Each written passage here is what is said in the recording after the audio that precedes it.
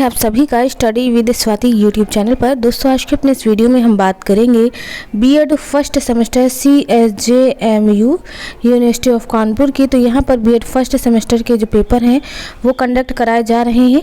BEd first semester का जो तृतीय प्रश्न पत्र है साइकोलॉजिकल पर्सपेक्टिव ऑफ एजुकेशन यानी शिक्षा के मनोवैज्ञानिक परिप्रेक्ष्य। तो यहाँ पर हम इस सब्जेक्ट से यूनिट फर्स्ट कंप्लीट करा चुके थे। चूँकि आपके 2 पेपर कंप्लीट हो गए हैं और आपके पेपर भी इन दोनों के पूछे जा चुके हैं। तो यहाँ पर आज के अपने इस वीडियो में हम पेपर 3 से यूनिट सेकंड को कंप्लीट करा देंगे इस वीडियो में, और उसके बाद यूनिट 3 और 4 शाम तक की आपको प्रोवाइड करा दी जाएगी। तो चलिए दोस्तों यहाँ पर यूनिट सेकंड को लेकर हम बात करेंगे, जिसमें आपके टॉपिक होंगे अधिगम, अभिप्रेरणा और अधिगम का स्थानांतरण। तो इनसे क्या कुछ प्रीवियस ईयर में क्वेश्चन पूछे गए थे, क्या कुछ इस साल पूछे जा सकते हैं, सब्जेक्टिव पैटर्न आपका पेपर है। तो यहाँ पर इन सभी को लेकर के डिटेल में हम बात करने वाले हैं। उसके बाद हम नेक्स्ट वीडियो में यूनिट 3 और यूनिट 4 को भी कंप्लीट करा देंगे। तो चलिए यहाँ पर हम इम्पोर्टेंट क्वेश्चन देखने से पहले प्रीवियस ईयर का पेपर देख लेते हैं। क्योंकि प्रीवियस ईयर का जो पेपर था वो आपका वस्तुनिष्ठ यानी ऑब्जेक्टिव टाइप प्रश्नों पर आधारित था, लेकिन इस बार जो आपका पेपर है वो आपका सब्जेक्टिव है। तो यहाँ पर हम सब्जेक्टिव बेस्ड पर ही अपने क्वेश्चन और उनके आंसर को लेकर के बात करने वाले हैं। जैसा कि पहला प्रश्न आप देख पा रहे हैं दीर्घ एवं लघु उत्तरीय प्रश्नों से संबंधित है, यानी ये दीर्घ में भी पूछा जा सकता है और लघु में भी। पहला क्या है कि सीखने की संकल्पना को समझाइए। सूझ सीखने में किस प्रकार सहायता करती है। सीखने की संकल्पना प्रयास एवं त्रुटि द्वारा सूझ द्वारा सीखने में भेद कीजिए। तो ये आपका 2000 में पूछा गया था। ये पुराना है काफ़ी प्रश्न, लेकिन प्रश्न आपके यहाँ से आपको मिल सकते हैं कि अधिगम का अर्थ बताइए। क्या है अधिगम, इसका अधिगम का जो है परिचय आपसे पूछ सकता है। तो दोस्तों यहाँ पर अगर हम सरल शब्दों में अधिगम की बात करें तो सीखने और सिखाने की जो प्रक्रिया होती है उसे हम अधिगम कहते हैं। इसमें दिया ज्ञान प्राप्त करके व्यक्ति अनेक अनुभवों से परिचित होता है। इन अनुभवों के द्वारा उसके विचारों, संवेगों, कार्यों आदि में किसी न किसी प्रकार का परिवर्तन अवश्य होता है। यह परिवर्तन ही व्यक्ति के विकास की प्रक्रिया को संचालित करता है। व्यक्ति के विकास को दिशा एवं गति देने वाले परिवर्तन अधिगम की प्रक्रिया, अधिगम की क्षमता और अधिगम की व्यवस्था पर आधारित होते हैं। इसलिए अधिगम को अन्य शब्दों में व्यवहार परिवर्तन भी कहा जाता है। आगे दिया है कि कुछ ना कुछ नवीन उपलब्धि ही परिवर्तन है और व्यक्ति में यह परिवर्तन ही अधिगम है। ठीक है, तो ये अधिगम के बारे में और भी काफ़ी सारी चीज़ें दी हुई हैं कि बालक की सीमित क्षमताएं, बुद्धि, रुचि, जिज्ञासा अधिगम का दृष्टिकोण है और तत्परता भी अधिगम की मात्रा, स्वरूप, गति इत्यादि के लिए उत्तरदायी है। तो ये तो था अधिगम का अर्थ। यहाँ पर हम इम्पॉर्टेंट चीज़ अधिगम की परिभाषाओं को देख लेते हैं, जो कि आपका बीएड के साथ साथ यूपी टेट, सीटेट में भी ये परिभाषाएं पूछी जाती। बहुत इम्पॉर्टेंट है ये परिभाषा। तो पहली है क्रो एंड क्रो, आदत, ज्ञान व अभिवृत्तियों का अर्जन ही अधिगम है। आपको ऐसे पेपर में दे देगा और कहेगा किसकी परिभाषा है, क्रो एंड क्रो की, स्किनर, काल्विन, पावलोव। तो बिल्कुल आपको पता होगा कि ये क्रो एंड क्रो की है, तो आप टिक कर सकते हैं। ये मैं यूपी टेट और सीटेट की बात कर रही हूँ। नेक्स्ट जो आपका है स्किनर, ये सारी इंपॉर्टेंट है, चाहे क्रो एंड क्रो हो, चाहे स्किनर हो, चाहे पावलोव हो। स्किनर में व्यवहार में उत्तरोत्तर अनुकूलन की प्रक्रिया ही अधिगम है। पावला कहते हैं सीखना, अनुकूलित अनुक्रिया के फलस्वरूप आदत का निर्माण है। तो दोस्तों ये अधिगम की इंपॉर्टेंट परिभाषाएं थी, इन्हें आप पढ़ लीजिएगा। आगे भी दी है, जैसे थॉर्नडाइक के संबंध में काफ़ी सारी परिभाषाएं दी हैं। इन्होंने बताया कि सीखना जो है स्नायु मंडल में परिस्थितियों और अनुक्रियाओं के बीच संयोग संबंधों का बनना एवं शक्तिशाली होना, ये है अधिगम। और इन्होंने अपनी परिभाषा की विशेषताओं को भी बताया है। यह अधिगम की विशेषताओं में भी आप इन चीज़ों को लिख सकते हैं, इम्पॉर्टेंट पॉइंट है। ठीक है, ध्यान दीजिएगा इन पर। चलिए नेक्स्ट देखते हैं अधिगम की प्रकृति। पूछ लेता है आपके शॉर्ट क्वेश्चन में अधिगम की प्रकृति। तो अधिगम की प्रकृति की बात करें तो इसमें काफ़ी सारे पॉइंट है। पहला है अधिगम एक सार्वभौमिक प्रक्रिया है। दूसरा अधिगम विकास की अविरल प्रक्रिया है। तीसरा अधिगम वातावरण से अनुकूलन की प्रक्रिया है। आगे और दिए हैं पॉइंट। चौथा के अधिगम विकास की प्रक्रिया है। पांचवा अधिगम उद्देश्यपूर्ण प्रक्रिया है। छठा मानव प्रकृति मुख्य आधार है। इसी तरह से देखिए लाइन से आपके सारे पॉइंट दिए हैं। 7 पॉइंट है। अधिगम एक मानसिक प्रक्रिया है, अधिगम वातावरण की उपज है, अधिगम व्यवहारिक परिवर्तन है, अधिगम व्यवहार परिवर्तन है। ठीक है, तो ये सारे पॉइंट दोस्तों आप पढ़ लीजिएगा, इम्पॉर्टेंट है। अधिगम की प्रक्रिया या अधिगम की विशेषताओं में इन पॉइंटों को आप इंक्लूड कर सकते हैं। ठीक है, चलिए आगे देख लेते हैं। आगे दिया है थॉर्नडाइक के सीखने के सिद्धांत का वर्णन, बहुत इंपॉर्टेंट है। थॉर्नडाइक के सीखने के सिद्धांत के बारे में काफ़ी पूछता है। तो यहाँ पर देखिए 1913 में एल थॉर्नडाइक के द्वारा इस सिद्धांत का प्रतिपादन किया गया। थॉर्नडाइक द्वारा प्रतिपादित सिद्धांत को अनेक नामों से पुकारा जाता है। इसे हम प्रयत्न एवं भूल का सिद्धांत कहते हैं, उद्दीपक अनुक्रिया का सिद्धांत, संबद्धवाद का सिद्धांत, थॉर्नडाइक का संबद्धवाद सिद्धांत। ठीक है, तो ये इतने सारे नामों से किसी भी नाम से पूछ सकता है कि प्रयत्न एवं भूल का सिद्धांत किसने प्रतिपादित किया, स्पष्ट कीजिए। तो ध्यान रखिएगा, थॉर्नडाइक के अनुसार अधिगम की प्रक्रिया मनुष्य के मस्तिष्क में संपन्न होती है तथा यह प्रक्रिया परिस्थितियों के मध्य स्थापित होने वाले संबंधों का परिणाम होती है। इसी तरह से अन्य शब्दों में भी थॉर्नडाइक के सिद्धांत को थॉर्नडाइक ने परिभाषित किया। इन्हें आप जो है अपने किताब से ज़रूर पढ़ लीजिएगा, इंपॉर्टेंट क्वेश्चन है। नेक्स्ट है थॉर्नडाइक के सीखने के सिद्धांत का प्रयोग का वर्णन कीजिए। दोस्तों यहाँ पर देखिए सिद्धांत का प्रयोग जो है वो कम ही पूछता है, लेकिन फिर भी मैंने बता दिया कि आप कैसे जो है इस सिद्धांत को इसके प्रतिपादक को स्पष्ट कर सकते हैं। तो इनके अगर मैं छोटे छोटे शब्दों में बताऊँ तो थॉर्नडाइक ने अपना जो प्रयोग है वो एक भूखी बिल्ली पर किया। इन्होंने बिल्ली को पिंजड़े में बंद कर दिया। ठीक है, और उसमें जो है अगर हम बात करें तो आगे दिया है कि पिंजड़े का जो दरवाज़ा था एक चटनी के दबने से खुल सकता था, यानी उसमें एक जो है बटन सी लगी थी, उसके माध्यम से दरवाज़ा खुल सकता था। और यहाँ पर देखिए पिंजड़े के बाहर उद्दीपक के रूप में मछली के मांस का टुकड़ा इस प्रकार रख दिया गया जिससे वह बिल्ली को स्पष्ट रूप से दिखाई देता रहे। मछली के मांस के टुकड़े को देखकर बिल्ली ने अपनी अनुक्रियाएं प्रारंभ की। वह काफ़ी देर तक पिंजड़े से बाहर निकलने का प्रयत्न करती रही। संयोग से एक बार उसका जो पंजा है वो चिटनी यानी उसी बटन पर पड़ गया और दरवाज़ा खुल गया। अब बिल्ली के पिंजड़े के बाहर रखा हुआ भोजन जो है उसे प्राप्त हो गया। इस प्रयोग को थॉर्नडाइक के द्वारा जो है अनेक बार दोहराया गया। अंततः एक समय ऐसा आया जब बिल्ली किसी प्रकार की भूल किए बिना पिंजड़े का दरवाज़ा खोलने में सफल होने लगी। यानी उसे पता चल गया कि अगर इस पर हम पंजा मारेंगे, इसको दबाएंगे, प्रेस करेंगे चीज़ तो जो है पिंजरा खुल जाएगा और मुझे जो है भोजन प्राप्त हो जाएगा। तो इस तरह से थॉर्नडाइक ने अपना प्रयोग एक भूखी बिल्ली के माध्यम से किया और किस तरह से बताया कि बच्चा जो है प्रयत्न करते करते चीज़ों को सीख जाता है। ठीक है, तो इसीलिए हम इसे थॉर्नडाइक के सीखने के सिद्धांत के रूप में प्रयोग में लिखते हैं। चलिए नेक्स्ट इंपॉर्टेंट देख लेते हैं। पावलोव की बात करें तो इन्होंने जो है इनके सिद्धांत को हम क्या कहते हैं, अनुकूलित अनुक्रिया सिद्धांत। पावलोव का सिद्धांत पूछ लिया जाता है। संबद्ध प्रत्यावर्तन सिद्धांत किसने दिया, तो यह पावलोव ने दिया।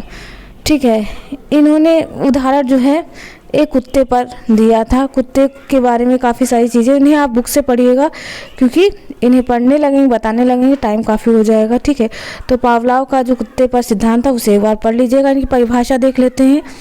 जब दो उत्तेजनाएं बार बार एक साथ दी जाती हैं तो पहले नई तथा बाद में मौलिक जो प्रभावशाली है तो नई उत्तेजना भी प्रभावशाली बन जाती है। इसी तरह इन्होंने जो है इनके संबंध में कई सारे जो है हाँ ठीक है, इसमें कई सारे जो हैं अलग अलग ऑथर्स ने अपनी परिभाषाएं बताई हुई हैं। पावलोव का प्रयोग देखिए कुत्ते पर है, किस तरह कुत्ते को बांधा, राल चू रही थी। ठीक है, इसमें बहुत सारी चीज़ें हैं। चलिए थोड़ा सा पढ़ लेते हैं कि पावलोव ने अपने सिद्धांत को सही बताने के लिए कुत्ते पर अनेक प्रयोग किए। उसने भूखे कुत्ते को एक ऐसे कमरे में बंद कर दिया जिसमें घंटी के द्वारा भोजन दिया जाता था और देखने के लिए स्क्रीन की व्यवस्था की गई थी। कुत्ते को एक पिंजड़े में बांध कर घंटी बजाई गई तथा तुरंत भोजन रख दिया गया। यह प्रयोग कुछ सप्ताह तक बार बार किया गया, जिसे कुत्ते ने घंटी के बजने पर भोजन मिलने की क्रिया को सीख लिया। यानी उसे पता चल गया कि किस तरह से जो घंटी बजेगी तो उससे भोजन प्राप्त होगा। यही था उसके प्रयोग, यानी पावलोव के प्रयोग के बारे में चीज़ें। आगे इंपॉर्टेंट क्वेश्चन देख लेते हैं। पुनर्बलन पूछ लेता है आपकी शॉर्ट क्वेश्चन में, पुनर्बलन क्या है, यानी रेनफोर्समेंट क्या है, इसके अर्थ को बताइए, प्रकार बताइए। तो यहाँ पर इस पुनर्बलन का अर्थ देख लेते हैं। स्किनर के प्रयोग में खाद्य पदार्थों ने चूहे को वंचित क्रिया करने हेतु बार बार अभिप्रेरित करता है। यह चूहे को खाना भी तभी प्राप्त हुआ जब वह खटका दबाता है। अतः इस प्रयोग के आधार पर पुनर्बलन अनुक्रिया के उपरांत ही उत्पन्न होता है तथा यह प्राणी के व्यवहार को बल प्रदान करता है। W.F. हिल के शब्दों में पुनर्बलन अनुक्रिया का वह परिणाम है जिससे भविष्य में उस अनुक्रिया के होने की संभावना में वृद्धि होती है। पुनर्बलन के प्रकारों की बात करें तो सकारात्मक और नकारात्मक ये दो प्रकार देखने को मिलते हैं। सकारात्मक की बात करें तो यह पुनर्बलन सक्रिय प्रतिक्रिया की संभावना में वृद्धि करने में सहायक होता है। वहीं नकारात्मक इस पुनर्बलन का प्रमुख उदाहरण दंड है। इस प्रकार के पुनर्बलन से प्राणी बचना चाहता है। ठीक है, तो ये प्रकार हो गए। चलिए आगे देखते हैं इंपॉर्टेंट क्वेश्चन में। आगे देखिए, अभिप्रेरणा का अर्थ पूछ लिया 2008 में पूछा था, 6 में पूछा था अभिप्रेरणा क्या है स्पष्ट कीजिए इसकी परिभाषाएं पूछ लेता है। यानी मोटिवेशन क्या है। मोटिवेशन तो यहाँ पर काफ़ी सारी चीज़ें हम अर्थ से मोटिवेशन को समझेंगे। तो दिया है अभिप्रेरणा को अंग्रेजी में मोटिवेशन कहते हैं। मोटिवेशन शब्द की उत्पत्ति लैटिन भाषा के मोटम शब्द से हुई जिसका अर्थ है मोटर, मोशन या आदि। इस प्रकार इस शब्द से बालक के व्यवहार में संचालित करने वाली शक्ति का बोध होता है। अतः अभिप्रेरणा वह आंतरिक शक्ति है जो अनेक उद्दीपनों का परिणाम होती है जिसके माध्यम से बालक निश्चित व्यवहार की दिशा में सक्रिय तथा नियंत्रित होता है। वुडवर्थ ने क्या बताया कि प्रेरक व्यक्ति की वह स्थिति है जो उससे निर्धारित व्यवहार करने हेतु तथा निर्धारित उद्देश्यों को प्राप्त करने हेतु उत्तेजित करती है। ठीक है, आगे बर्नार्ड की, जॉनसन की, गुट की बहुत सारी परिभाषाएं दी हुई हैं। इन परिभाषाओं को आप पढ़िए और बिल्कुल इनको आप लिख सकते हैं। विशेषताओं की बात करें, आगे दिया है जॉनसन की, गुट की। ठीक है, इन परिभाषाओं को आप देखना, विशेषताओं से इन्हें और अच्छे से समझ पाएंगे। अभिप्रेरणा सक्रिय तथा क्रियाशीलता का प्रतीक होती है। किसी भी कार्य को पूरा करने के लिए अभिप्रेरणा एक साधन है। व्यक्ति के व्यवहार को अभिप्रेरणा, मोटिवेशन तो आप सभी जानते हैं कि अगर कोई व्यक्ति कार्य नहीं कर रहा है तो आप उसको मोटिवेट करेंगे, जैसे कहेंगे कि हाँ तुम कर सकते हो, तुम्हारे अंदर क्वालिटी है, ये चीज़ें हैं, तो उसको कहीं ना कहीं मोटिवेशन मिलेगा। ठीक है, मोटिवेशन आंतरिक और बाह्य दोनों होता है। ठीक है, इस चीज़ का ध्यान रखिएगा। और काफ़ी सारी चीज़ें हैं। अभिप्रेरणा के प्रकारों की बात करें तो पूछ लिया था 2008 के पेपर में। तो अभिप्रेरणा के कई प्रकार हैं, आंतरिक अभिप्रेरणा और बाह्य अभिप्रेरणा। तो यहाँ पर देखिए मैंने पहले ही बता दिया था, आंतरिक और बाह्य दोनों होते हैं। आंतरिक अभिप्रेरणा की बात करें तो वे आंतरिक शक्तियाँ जो व्यक्ति के व्यवहार को उत्तेजित करती हैं आंतरिक अभिप्रेरणा कहलाती हैं। आंतरिक अभिप्रेरणा में बालक की शक्ति अत्यंत प्रबल होती है। बालक की जब किसी कार्य को करने की इच्छा करती है तो अपनी इच्छा अनुकूल कार्य करना प्रारंभ करता है। जैसे बालक को सुख और संतोष प्राप्त होता है, यहीं से उसे कार्य को जारी रखने की प्रेरणा प्राप्त होती है। ठीक है, ये होता है आंतरिक प्रेरणा। वहीं बाह्य की बात करें तो वह उद्देश्य जिसे प्राप्त करना चाहता है, बालक का लक्ष्य होता है, वह बाह्य अभिप्रेरणा होती है। कहने का मतलब है आंतरिक प्रेरणा जो अंदर से व्यक्ति प्रेरित होता है कि हाँ उसे IAS बनना है, उसे डॉक्टर बनना है। और बाह्य प्रेरणा जैसे किसी पुरस्कार को पाने के लिए कोई जैसे प्रतियोगिता हो गई, ठीक है, खेल हो गया, तो वो चीज़ें होती है बाह्य प्रेरणा। ये सरल शब्दों मैंने आपको बता दिया। चलिए आगे देखते हैं प्रेरणा को प्रभावित करने वाले कारक कौन कौन से हैं। ये 2005 में पूछा था और आने वाले एग्जाम में पूछ सकता है कि अभिप्रेरणा को प्रभावित करने वाले कारक बताइए। तो कई सारे कारक जो हैं अभिप्रेरक को प्रभावित करते हैं। पहला है प्रोत्साहन। छात्र के व्यवहार को उत्तेजित एवं निर्देशित करने के लिए प्रोत्साहन का विशेष महत्व होता है। प्रशंसा व निंदा प्रोत्साहन के अंतर्गत प्रयोग किए जाने वाले कारक होते हैं। तो पहला हो गया प्रोत्साहन। दूसरा देख लेते हैं जागरूकता। अंतर्गत कई सारी चीज़ें हैं लेकिन आप इन्हें पॉइंट के माध्यम से थोड़ा थोड़ा पढ़ लीजिएगा। जागरूकता में आप लिखेंगे कि शिक्षार्थियों को सुनिर्धारित व्यवहार की दिशा में अग्रसर करने के लिए जागरूकता महत्वपूर्ण कार्य करता है। इसी तरह से इसमें कई सारी चीज़ें हैं, इन्हें आप पढ़ लीजिएगा। आकांक्षाएं हो गई कि शिक्षार्थियों की कोई भी क्रिया उद्देश्य ही नहीं होती। उद्देश्य की दिशा में छात्रों के व्यवहार का स्वरूप उनकी क्षमता, योग्यता तथा ज्ञानार्जन पर आधारित होती है। निर्धारित लक्ष्य को प्राप्त करने के लिए समस्त छात्रों की गति अलग अलग होती है। ठीक है, क्योंकि उनकी आकांक्षाएं अलग अलग होती हैं। ये सारी चीज़ें आकांक्षाएं में बताई गई हैं। दंड की बात करें तो शिक्षार्थियों द्वारा असामाजिक व्यवहार करने तथा अनुशासनहीनता की स्थिति में उन्हें दंडित किया जाता है। ऐसी स्थिति में दंड का प्रयोग जो है अत्यंत प्रभावी सिद्ध होता है। और बहुत सारी दंड के संबंध में चीज़ें दी गई हैं। आवश्यकताएं हो गई। आवश्यकता को आविष्कार की जननी कहते हैं। व्यक्ति कोई भी कार्य कर आवश्यकता के कारण ही करता है। ठीक है, ये सब होती हैं चीज़ें। संवेगात्मक स्थिति। संवेगात्मक स्थिति भी प्रेरणा को प्रभावित करती है। देखिए अंतर्गत आप इन पॉइंटों को पढ़ लीजिएगा, पॉइंट हम देखते चल रहे हैं। फिर है प्रगति का ज्ञान। ठीक है, प्रतियोगिता, मैंने कई बार कहा है कि प्रतियोगिता जो है वह बहुत अभिप्रेरित करती है बच्चों को। कोई प्रतियोगिता होगी, ये आपका बाह्य जो है कारक होता है, ये भी अभिप्रेरणा को प्रभावित करता है। तो दोस्तों ये थे अभिप्रेरणा के कारक, इन्हें आप ध्यानपूर्वक पढ़ लीजिएगा। नेक्स्ट इम्पोर्टेंट क्वेश्चन देख लेते हैं। पूछा था कि शैक्षिक दृष्टि से अभिप्रेरणा का महत्व। ठीक है, अब कुल मिलाकर हमें जो है अभिप्रेरणा का महत्व देखना है। शिक्षा की प्रक्रिया में अभिप्रेरणा का महत्व, सीखने की प्रक्रिया में अभिप्रेरणा का महत्व, ये आपके प्रीवियस ईयर 2012-11 इनमें पूछा गया था और आने वाले एग्जाम में पूछ सकता है। तो चलिए देख लेते हैं इसे भी। तो अभिप्रेरणा का शिक्षा में महत्व क्या कुछ पॉइंट है, तो पहला देख लेते हैं। पहले पॉइंट में सीखने की इच्छा, दूसरा है पथ प्रदर्शन, तीसरा है आवश्यकताओं का ध्यान। ठीक है, अंतर्गत आप जो है इनको पढ़ लीजिएगा। प्रशंसा एवं निंदा, मूल्य एवं मान्यताओं का विकास। छठा है प्रेरणा सीखने का महत्वपूर्ण आधार है। बालकों में रुचि एवं अभियोगिता का विकास। ठीक है, ये सारे पॉइंट हो गए। चलिए आगे देख लेते हैं। इंपॉर्टेंट क्वेश्चन पूछा है कि आवश्यकता, चालन एवं उद्दीपन के संबंध में व्याख्या कीजिए। ये देखिए इंपॉर्टेंट है क्योंकि 2011, 12, 13 और 2019 में ये क्वेश्चन पूछा गया था। तो इसमें काफ़ी सारी चीज़ें दिया है कि प्रत्येक प्राणी के जीवन में कुछ मौलिक आवश्यकताएं होती हैं जिनकी पूर्ति होना आवश्यक होता है, जैसे जलवायु, भोजन, निद्रा इत्यादि। आवश्यकताओं की पूर्ति होना अत्यंत आवश्यकता है। यदि ये शारीरिक आवश्यकताएं पूर्ण नहीं होते तो प्राणी के शरीर में तनाव या असंतुलन जो है पैदा हो जाता है, जिसके फलस्वरूप वह क्रियाशील हो उठता है। प्राणी के शरीर में जो तनाव या असंतुलन उत्पन्न होता है उसे ही चालन या अंतर्नोद यानी ड्राइव कहते हैं। इस प्रकार आवश्यकता से अंतर्नोद या चालन की उत्पत्ति जो है होती है। आगे और भी सारी चीज़ें दी हुई हैं कि अंतर्नोद ये चालन जिस आवश्यकता की पूर्ति न होने के कारण उत्पन्न होता है उसकी पूर्ति बाह्य वातावरण की जिन वस्तुओं से होती है उसे उद्दीपन कहा जाता है। जैसे उदाहरण में देखिए दिया है, शरीर को जल या भोजन की आवश्यकता से उसे प्यास या भूख चालक की उत्पत्ति होती है। अर्थात भूख तथा प्यास आंतरिक उत्तेजना है जो व्यक्ति में तनाव उत्पन्न करती हैं। तो दोस्तों ये सारी चीज़ें हो गई।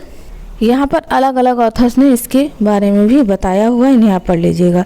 नेक्स्ट इंपॉर्टेंट क्वेश्चन पूछा गया था 2012 में कि कक्षा शिक्षण में पुरस्कार या प्रोत्साहन की आवश्यकता क्यों होती है। तो आप सभी को पता है पुरस्कार या प्रोत्साहन की आवश्यकता क्यों होता है। बच्चों को मोटिवेट करने के लिए अभिप्रेरणा के एक महत्वपूर्ण स्रोत होता है, जिससे बच्चों को मोटिवेट किया जाता है कि अगर आप रंगोली कॉम्पिटिशन में भाग लेंगे तो आपको ये पुरस्कार दिया जाएगा। ठीक है, ये सारी चीज़ें होती हैं। प्रोत्साहन मतलब एक टीचर के द्वारा किस तरह से बच्चों को प्रोत्साहित किया जाए, मोटिवेट किया जा रहा है कि बच्चा जो है उस चीज़ को करे। तो यही सारी चीज़ें कक्षा शिक्षण में पुरस्कार या प्रोत्साहन की आवश्यकता के बारे में बताई गई हैं, इन्हें आप जो है पढ़ लीजिएगा। ठीक है, आप इन क्वेश्चनों को पढ़ के लिखिए, याद करने की ज़रूरत नहीं है। चलिए नेक्स्ट इंपॉर्टेंट क्वेश्चन देख लेते हैं। अधिगम स्थानांतरण क्या है, अधिगम स्थानांतरण के प्रकार बताइए। तो ये इम्पॉर्टेंट है। अधिगम स्थानांतरण से क्या समझते हैं, इन्हें ट्रांसफ़र ऑफ लर्निंग के बारे में आप क्या समझते हैं। तो यहाँ पर कई सारी चीज़ें हैं, यहाँ पर हम परिभाषा से इसे समझ लेते हैं। क्रो एंड क्रो ने बताया कि अधिगम के एक क्षेत्र में प्राप्त आदत, चिंतन, ज्ञान या कुशलता जब दूसरी परिस्थिति में प्रयोग किया जाता है तो वह सीखने का स्थानांतरण कहलाता है। सारेंसन के शब्दों में कि स्थानांतरण से तात्पर्य एक परिस्थिति में अर्जित ज्ञान, प्रशिक्षण और आदतों का किसी अन्य परिस्थिति में उपयोग। ठीक है, इसी तरह से और सारी परिभाषाएं दी हैं। यानी आप कह सकते हैं कि जो है सीखे गए ज्ञान का स्थानांतरण नवीन परिस्थितियों के साथ प्रक्रिया करने में सहायक होता है। कहने का अर्थ है जैसे आपने जो है हिंदी में कुछ पढ़ा, ठीक है, हिंदी हो गया, गणित मान लीजिए, ठीक है, गणित के चीज़ें आपने कुछ सीखी, उनका प्रयोग अगर आप विज्ञान विषय में कर रहे हैं तो वह अधिगम का स्थानांतरण हुआ। जैसे आप चला लेते हैं साइकिल और साइकिल चलाने के बाद आप मोटरसाइकिल चला रहे हैं तो कहीं ना कहीं एक चीज़ से आपने दूसरी चीज़ सीखी, तो वही हो गया अधिगम का स्थानांतरण। ठीक है, अधिगम स्थानांतरण के कई प्रकार हैं। सकारात्मक स्थानांतरण, सकारात्मक स्थानांतरण का अगर हम बात करें तो इसमें दिया है कि उस अवस्था से है जो पूर्ण ज्ञान, अनुभव, प्रशिक्षण, नवीन क्रिया को करने में सहायक होते हैं। जब किसी एक विषय को सीखना दूसरे विषय को सीखने में सहायता प्रदान करता है तो उसे सकारात्मक, जैसे गणित सीखने से भौतिक विज्ञान को सीखना, ये आपका सकारात्मक स्थानांतरण हो गया। यानी जब हम दाहिने हाथ से कोई काम कर रहे हैं तो बाएं हाथ से काम करने में सुविधा होती है। ठीक है, यानी एक का प्रयोग आप दूसरे में कर रहे हैं तो ये सकारात्मक स्थानांतरण हो गया। दूसरा नकारात्मक से स्थानांतरण, तो इसमें बताया कि जब पहले से सीखे हुआ ज्ञान या अनुभव नवीन प्रकार के सीखने में बाधा उत्पन्न करता है तो इसे नकारात्मक स्थानांतरण कहते हैं। ठीक है, यहाँ पर इसके बारे में और चीज़ें हैं कि पूर्व अनुभव का नवीन समस्या के समाधान में प्रतिकूल प्रभाव नकारात्मक स्थानांतरण है। इस प्रकार एक विषय का ज्ञान दूसरे विषय को सीखने में बाधक होता है। एक अंग्रेजी माध्यम का विद्यार्थी जो हिंदी में गणित सीखता है तो उसे सीखने में कठिनाई होती। संबंध में अनेक प्रयोग किए गए। नकारात्मक मतलब जब आप कोई एक चीज़ सीख रहे हैं और दूसरी चीज़ आपको सीखने में दिक्कत हो रही है तो वही हो गया नकारात्मक स्थानांतरण। उसके बाद और है एक पक्षीय स्थानांतरण। एक पक्षीय शरीर के किसी एक अंग को पूर्व में दिया गया प्रशिक्षण समय आने पर यदि उपयोगी सिद्ध हो तो उसे शिक्षण का एक पक्षीय स्थानांतरण कहते हैं। किसी समय व्यक्ति द्वारा बाएं हाथ से कार्य करने का किया गया अभ्यास दाएं हाथ से दुर्घटनाग्रस्त हो जाने पर उपयोगी सिद्ध होता है। यानी अगर वो एक हाथ से कार्य कर लेता था दूसरे हाथ से भी वह कर लेता है तो ये दोनों ही उसके लिए एक पक्षीय स्थानांतरण साबित होंगे। फिर है शिक्षण का द्विपक्षीय स्थानांतरण। शरीर के किसी एक अंग अथवा पक्ष को गत पूर्व में दिया गया प्रशिक्षण समय आने पर शरीर के दूसरे अंग या पक्ष द्वारा अपना लिया जाए तो इस स्थिति में शिक्षण का द्विपक्षीय स्थानांतरण होता है। अधिकतर व्यक्ति दाएं हाथ से सभी कार्य को करते हैं। यदि कोई व्यक्ति समय आने पर सभी कार्य बाएं हाथ से करने लगे तो इस स्थिति को शिक्षण का द्विपक्षीय स्थानांतरण कहते हैं। इसी तरह से शिक्षण का लंबात्मक स्थानांतरण भी है और क्षैतिज। लंबात्मक में क्या है कि पूर्व में सीखे गए कार्य का या अर्जित किए गए ज्ञान का भविष्य में उपयोगी शिक्षण का लंबात्मक स्थानांतरण कहा जाता है। जीवन के प्रारंभिक काल में सीखे गए कार्य को भविष्य में उपयोग करना, पिछली कक्षा में प्राप्त किए गए ज्ञान का उपयोग अगली कक्षा में करना वास्तव में शिक्षा का लंबात्मक स्थानांतरण कहा जाता है। शिक्षण का क्षैतिज, शिक्षण के किसी क्षेत्र में किसी एक विषय का अध्ययन करते हुए प्राप्त किया गया ज्ञान किसी अन्य विषय को समझने में भौतिक स्थानांतरण जो है कहलाता है। यहाँ पर देखिए कई सारी चीज़ें दी गई हैं। नहीं, मुझे लगा कि ये प्रकार का है लेकिन ये थोड़ा सा अलग हो गया है। ठीक है, इसे आप स्किप कर दीजिएगा, इसके बारे में अगले वीडियो में बताऊंगी। तो यहाँ तक का आपका इम्पोर्टेंट क्वेश्चन जो भी था मैंने बता दिया है। वो नेक्स्ट PDF आ गया है जो आपको यूनिट 3 के लिए तैयार करवानी है। तो यहाँ तक आपका यूनिट 2 था। जितने भी इम्पोर्टेंट क्वेश्चन बन सकते थे यूनिट 2 से मैंने कंप्लीट करा दिए हैं। इन्हें आप पढ़ लीजिएगा। नेक्स्ट वीडियो में जो बहुत जल्दी हम यूनिट 3 को कंप्लीट करा देंगे। तो दोस्तों आज के अपने इस वीडियो में बस इतना ही। मिलते हैं अपने एक नेक्स्ट वीडियो में एक नए टॉपिक के साथ। तब तक के लिए आप सभी का बहुत बहुत धन्यवाद। Thank you friends, keep watching and share to others.